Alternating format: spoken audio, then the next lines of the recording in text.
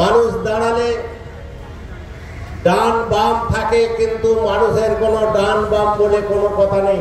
আজ 27শে ডিসেম্বর বুধবার রানী রাসমণি রোডে ওয়েস্ট বেঙ্গল এডুকেশন ফোরামের পক্ষ থেকে একটি সমাবেশের আয়োজন করা হয়। রাজ্যপালের কাছে একটি স্মারকলিপিও জমা দেওয়া হয় ফোরামের পক্ষ থেকে। তাদের মূলত দাবি অবিলম্বে 10,000 শিক্ষক শিক্ষিকার চাকরি সুনিশ্চিত করতে হবে এবং বাবা সাহেব আম্বেদকর এডুকেশন বিশ্ববিদ্যালয়ের অপদার্থ অযোগ্য উপাচার্যকে অবিলম্বে পদত্যাগ করতে হবে। বিশ্ববিদ্যালয়ের তুগলকি সিদ্ধান্তে বৈধ 25,000 বিএড এর পড়ুয়ার ভবিষ্যৎ অন্ধকারে ফেলে রাখা যাবে না বলেও তারা দাবি জানান। আমি অল ইন্ডিয়া ইমাম অ্যাসোসিয়েশনের সভাপতি, আমার সাথে মতুয়া সম্প্রদায় এই হচ্ছে বিশ্ব বাংলা কেবল টিভি অপারেটরের আমাদের সভাপতি আমাদের শঙ্কর দা রয়েছে, আমাদের হাওড়া জেলায় অল ইন্ডিয়া ইমাম অ্যাসোসিয়েশন প্রেসিডেন্ট ইমরান সাহেব রয়েছে। আমাদের মূলত একটাই দাবি, রাজ্যের পাহাড় থেকে সাগর, কাকদ্বীপ থেকে কোচবিহার, এই রাজ্যের বিভিন্ন প্রান্তরের যে 32,000 শিক্ষার্থী যারা বাবা সাহেব আম্বেদকর এডুকেশন ইউনিভার্সিটির ওয়েবসাইট দেখে বিভিন্ন কলেজে অ্যাডমিশন হয়ে রয়েছে, তাদের রেজিস্ট্রেশনের লিঙ্কটা তারা পাচ্ছে না। এই ইউনিভার্সিটির অপদার্থতার জন্য তারা পাচ্ছে না। তাদের রেজিস্ট্রেশন প্রক্রিয়াকে তারা যাতে দ্রুত লিঙ্ক পায় এবং রেজিস্ট্রেশন প্রক্রিয়া কমপ্লিট হয়, তার জন্য এই বাংলার হাজার হাজার শিক্ষার্থী, আমরা সংখ্যালঘু সম্প্রদায়, আদিবাসী সম্প্রদায়, মতুয়া সম্প্রদায় কলকাতার রাজপথ অর্থাৎ আমরা রানী রাসমণি এভিনিউতে এই সভা করছি এবং এখান থেকে আমরা রাজ্যপাল মহাশয়কে আমরা 10 জনের প্রতিনিধি দল যেয়ে আমাদের এই যে দাবি আছে এই দাবিগুলো ওনার কাছে আমরা স্মারকলিপি জমা দেব।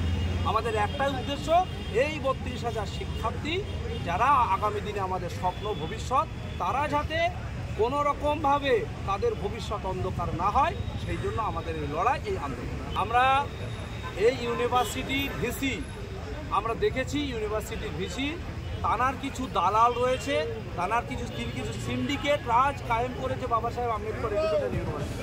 যারা যে সমস্ত কলেজগুলো টাকা দিচ্ছে তারা লিঙ্ক পেয়ে যাচ্ছে, কনসিডারের অর্ডারের উপরে ভিত্তি করে তারা লিঙ্ক পেয়ে যাচ্ছে, টাকা দিলে লিঙ্ক মিলে যাচ্ছে। তাদের আমরা আপনাদের মাধ্যমে জানাচ্ছি, রাজ্যের প্রধান গোয়েন্দা সংস্থা অর্থাৎ সিআইডিকে আমরা লিখিতও দিয়েছি এবং এডিজি সিআইডিকেও আমরা বলেছি যে সাহেব আপনারা তদন্ত করে উপযুক্ত শাস্তির ব্যবস্থা। সুপ্রিম কোর্টের জাজমেন্ট আছে, সেই জাজমেন্টটাকে ইমপ্লিমেন্ট করতে পারে। এই জাজমেন্টের টোটাল গাইড বলা আছে, কবে ছেলে ভর্তি করা হবে, কবে ক্লাস আরম্ভ হবে থেকে শুরু করে কবে পর্যন্ত ইন্সপেকশন করে ইনস্টিটিউটগুলো বৈধ কিনা জানানো হবে। সুপ্রিম কোর্টের জাজমেন্ট অনুসারে 10ই মের মধ্যে সমস্ত ধরনের ইন্সপেকশন করে এবছরে কোন কোন কলেজ অ্যাফিলিয়েটেড আছে তার লিস্ট দিতে হবে এবং সেই সব লিস্টে ছেলেমেয়েরা ভর্তি হবে। এখন এই মতো অবস্থাতে 624টি কলেজের লিস্ট আজও পর্যন্ত জল করছে যে এই লিস্টগুলো অনুমোদন বা অ্যাফিলিয়েটেড। সেই অবস্থায় ছেলেমেয়েরা পঠন পাঠন শুরু করেছে। উনি একদিন হঠাৎ করে একটি চ্যানেলে বসে বলে দিলেন 253টা কলেজ অবৈধ। কী বেসিসে বললেন সেটাও বোঝা গেল না। আর সুপ্রিম কোর্টের জাজমেন্ট অনুসারে এবছরের জন্য অবৈধ বলার কোনো জায়গাই নেই। এই অবস্থাতে দাঁড়িয়ে যখন আমরা লিস্ট দাবি করলাম, আপনারাও মনে হয় করেছেন, উনি এখনও পর্যন্ত কোনো লিস্ট দিলেন না। আমাদের অ্যাপ্লিকেশন বা অনুমোদন রয়েছে আইনগতভাবে 624টাই, উনি বলছেন 253টা অবৈধ। আমরা লিস্টের দাবি করতে গেছিলাম যে কোন কোন কলেজ অবৈধ, এটা না জানলে তার কর্মী কোন কোন যাদের জব হারাচ্ছে। ওনার কথা অনুসারে প্রায় 10,000 লোকের জব হারাচ্ছে, প্রায় 25,000 ছেলে মেয়ে পড়া থেকে বঞ্চিত হচ্ছে। তারা কারা বুঝতে পারছে না। আজ অবধি লিস্ট পেলাম না। ওনার কাছেও লিস্ট চাইলাম, আপনাদের কাছেও আবেদন রইলাম যে ওনার কাছ থেকে লিস্ট নেওয়া। একটা যে কোনো জিনিস যদি অনুমোদন বাতিল যায়, এত একটা বড় বিষয়, তার লিস্ট পাওয়া যাবে না, এটা আমাদের কাছে মানে অবাস্তব, অবাক বলে মনে হচ্ছে। আবার আমরা তদন্ত করে দেখছি বা আমাদের বন্ধুবান্ধবদের ফোরাম থেকে দেখছি, এখনও পর্যন্ত 304টা কলেজ লিঙ্ক পায়নি। অর্থাৎ অবৈধ ওনার কথা অনুসারে।